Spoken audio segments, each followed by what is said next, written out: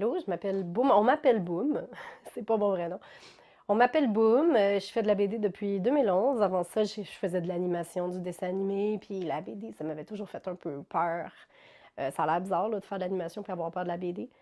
Puis finalement, j'ai commencé à faire la BD en 2011, un truc de chance. Là. C'était supposé être une BD d'une journée. Puis j'avais mis ça sur les réseaux sociaux. Puis à la fin de la journée, tout le monde me disait non, mais t'as trouvé ton truc, c'est le fun. Fait que je me suis dit que j'allais essayer. Fait que j'ai parti un webcomic, dans le fond. Une BD que je mettais à jour 3 fois par semaine, qui s'intitule Boomerie. Puis ben, ça a eu son certain succès parce que je suis encore là 7 ans et demi plus tard.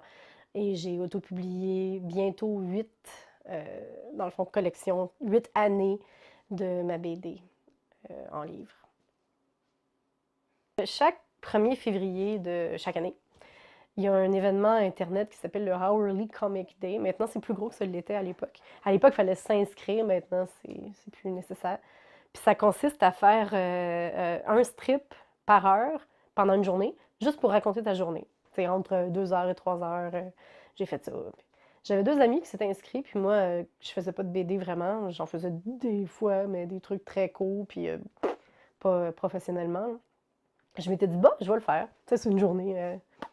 Ça m'engage à rien. À la fin de la journée, j'avais fini. Tu sais, je me dis, là, le travail est accompli, mais j'avais mis ça sur les réseaux sociaux, notamment Twitter. Puis mon Twitter, ben, elle m'a dit comme, ah, non, mais c'est super drôle, on est vraiment aimé ça, tu devrais continuer, tu as trouvé ton truc. Puis moi, je me disais, mais voyons, c'est pas moi je fais de l'anime, c'est pas tout à fait mon genre. En tout cas, fait que j'ai essayé. Pendant une semaine, j'ai fait une BD par jour que je mettais sur Internet pour voir si ça pognait. Puis ça pognait.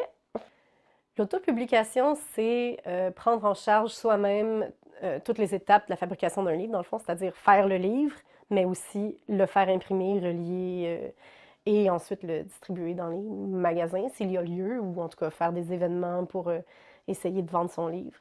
C'est dans le fond, on fait tout seul, la mise en page.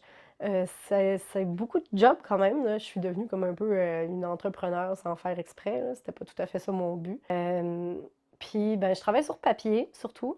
J'ai une tablette graphique puis j'aime ça dessiner à l'ordinateur, mais je trouve que j'ai plus de recul sur papier. Fait que j'ai tendance à faire au moins le brouillon de ma BD entièrement sur papier.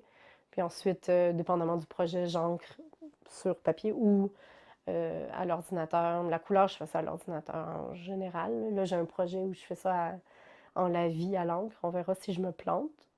Mais j'aime ça essayer des affaires. Je travaille pas très gros parce que j'ai un petit scanner. Fait que je veux pas avoir à scanner chaque page en 3 4 morceaux. Fait que je travaille tout petit, le plus petit possible. De toute façon, je suis plus à l'aise, plus petit. Puis, c'est ça. Puis ensuite, ben, si j'ai à l'auto-publier, j'ai un logiciel de mise en page qui ressemble à Photoshop, fait que je suis pas trop perdue. Puis là, je fais ça. Puis là, d'habitude, l'imprimeur, ils sont cool aussi, puis ils m'aident pour ce qui est plus technique, là, parce que c'est pas tout à fait mon domaine d'expertise, l'impression, mais je me débrouille pas mal. Les principaux défis de l'autopublication, c'est surtout les coûts et ben, l'entreposage, là, dépendamment de la grosseur du tirage du livre autopublié. Les coûts, ben, ça dépend toujours du projet, mais si, admettons, la personne veut imprimer un livre en couleur, là, il y a toutes sortes de défis. Est-ce que tu fais imprimer ça en Chine parce que ça coûte moins cher, parce que la couleur, ça coûte excessivement cher? Est-ce que tu fais ça en Chine, puis là, tu as des délais de poste impossibles? Est-ce que tes livres sont perdus quelque part dans un bateau? Il y a toutes sortes d'histoires d'horreur là, de monde que je connais qui ont fait imprimer en Chine. Ou est-ce que tu fais ça localement, puis là, ben, ça te coûte un bras, puis c'est un risque à prendre? Puis la quantité de livres que tu as, après ça, tu te ramasses avec X nombre de boîtes qu'il faut que tu mettes quelque part chez vous. Puis est-ce que tu es capable de les écouler ou est-ce que tu es pogné avec finalement? Ben, dans le fond, c'est vraiment utile d'avoir le numérique d'abord. Les gens peuvent lire une partie ou la totalité des BD sur Internet, puis après ça, décider s'ils ont envie d'encourager. Là, c'est plus, ça nous nuit plus maintenant de mettre notre travail sur Internet. Il fut un temps où si tu mettais ça sur Internet, les gens disaient, ben là, je l'ai lu, j'ai pas besoin de l'acheter. Ou les éditeurs disaient, ben là, le monde l'a lu, je t'éditerai pas. Maintenant, c'est fini. L'Internet et le papier se complémentent.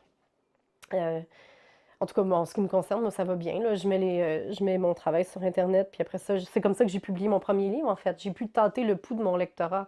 J'ai pu leur dire, est-ce que ça vous intéresserait que je fasse une version papier de ce que vous avez lu depuis les 6 derniers mois? Puis la majorité des gens avaient dit oui. Fait que j'ai fait un test, j'ai fait un très petit tirage du premier volume, mais en une semaine, j'en avais plus. Fait que là, je me suis dit, bah, ben, j'ai trouvé quelque chose qui marche. Fait que je l'ai réimprimé en plus grande quantité. Puis j'ai commencé à faire des événements comme le Comic-Con, puis Exposin, puis le Festival de BD de Montréal, parce qu'il a commencé l'année d'après, je pense. En tout cas, pas longtemps après. J'étais là au premier festival de BD. Puis, bref.